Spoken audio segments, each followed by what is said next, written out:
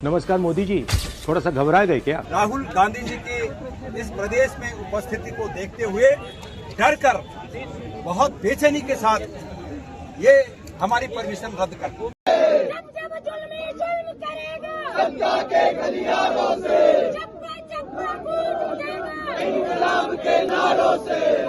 दोस्तों 17 जुलाई को देहरादून में राहुल गांधी के छात्रों की गूंज कार्यक्रम से ठीक पहले सत्ता घबराई हुई है।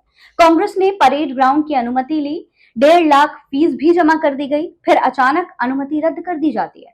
वजह बताई जाती है कि ग्राउंड पर दूसरा कार्यक्रम होना है। लेकिन हैरानी की बात तो ये थी दोस्तों कि जब कांग्रेस नेता वहां मौके पर पहुंचते हैं, उस ग्राउंड पर जहां कार्यक्रम होना था, तो पूरा परेड ग्राउंड खाली मिलता है।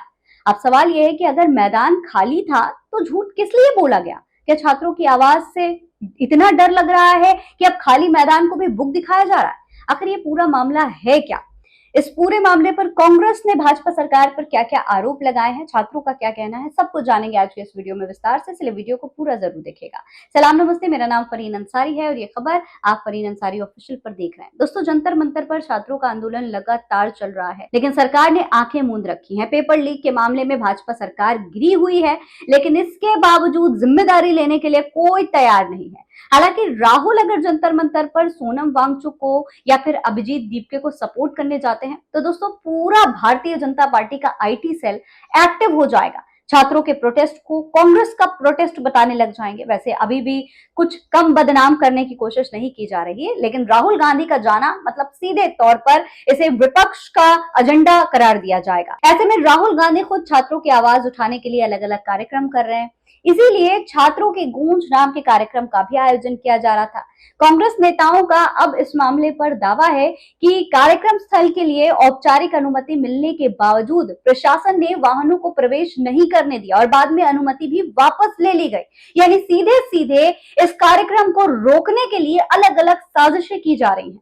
मीडिया से बातचीत के दौरान उत्तराखंड कांग्रेस अध्यक्ष गणेश गोदियाल ने राज्य सरकार पर राहुल गांधी के युवाओं से जुड़ाव को लेकर घबराने का आरोप लगाया है। उन्होंने कहा कि कांग्रेस ने प्रशासन से मिली अनुमति मीडिया को भी दिखाई, लेकिन सरकार ने अब उसे रद्द कर दिया है। जाहिर है, जब आपने पहले अनुमति दे दी थी तो फिर अचानक से राहुल गांधी के आने की खबर सुनकर अनुमति रद्द क्यों कर दी गई? दोस्तों गोदिया ने आरोप लगाया कि सरकार विपक्ष और जनता की आवाज को दबाने के लिए प्रशासनिक मशीनरी का इस्तेमाल कर रही है। उन्होंने कहा कि सरकार छात्रों, आम लोगों और विपक्ष के लिए परेशानियां खड़ी कर रही है। दोस्तों सिर्फ इतना ही नहीं, उन्होंने ये भी कहा कि इतिहास खुद को दोहराता है और जो लोग आज परेशानियां पैदा कर रहे हैं उन्हें भी भविष्य में ऐसी ही परिस्थितियों का सामना करना पड़ सकता है। जाहिर है सीधे सीधे भारतीय जनता पार्टी को चेतावनी दी गई है। मौजूद है।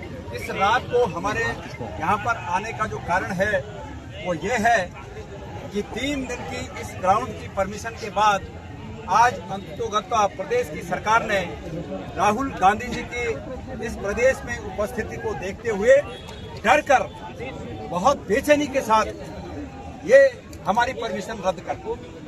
सरकार की ये दलील है साथ साथ में कि इस ग्राउंड में एक कार्यक्रम पहले से चल रहा है और यहाँ पर आने का हमारा मकसद ये है कि हम सोशल मीडिया और मीडिया के हमारे साथियों के माध्यम से ये दिखा पाएं। और मेरा निवेदन है मीडिया से कि वो इस ग्राउंड के पूरे चारों तरफ अपना कैमरा घुमाएं और दिखाएं कि इस मैदान में अभी तक कोई कार्यक्रम नहीं है। सरकार ये कह रही है कि 11 तारीख से लेकर 15 तारीख तक हमारे यहाँ पर एक कार्यक्रम चल रहा है इस मैदान में, और इसको 2 दिन के लिए भारत सरकार ने और एक्सटेंड कर दिया। अब 17 तारीख तक ये कार्यक्रम चलेगा।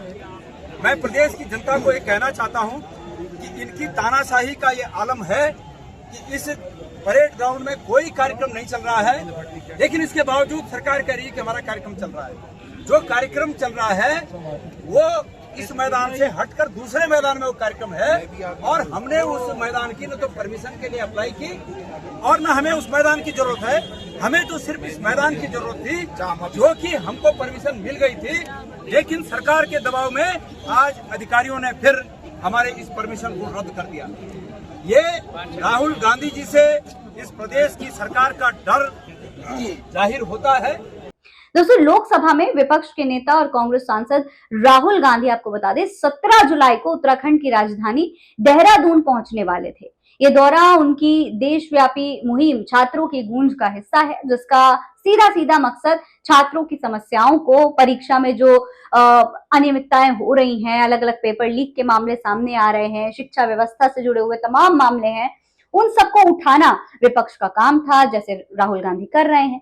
राहुल गांधी ने इस अभियान की शुरुआत राजस्थान के कोटा में छात्रों की गूंज महारैली के जरिए की थी। अब वो इसे आगे बढ़ाने के लिए उत्तराखंड के देहरादून पहुंचेंगे, लेकिन उससे पहले जो हंगामा हो रहा है वो जाहिर तौर पर बता रहा है कि भाई डर तो लग रहा है। शायद राहुल गांधी जिस तरीके से छात्रों की आवाज उठा रहे हैं और जिस तरीके का सपोर्ट राहुल गांधी को मिल रहा है, आपने देखा था राजस्थान में भी जब ये कार्यक्रम हुआ था, जब ये रैली हुई थी, तो कितनी बड़ी संख्या में छात्र वहां पर इकट्ठा हुए थे और सीजेपी के प्रोटेस्ट में तो लगातार स्टूडेंट्स इकट्ठा हो ही रहे। तो अगर कुल मिलाकर देखा जाए तो भारतीय जनता पार्टी को डर इस बात का लग रहा है कि आने वाले चुनाव में युवाओं का विरोध उनको भारी नुकसान पहुंचा सकता है। यही वजह है कि अब युवाओं को रोकने की कोशिश की जा रही है।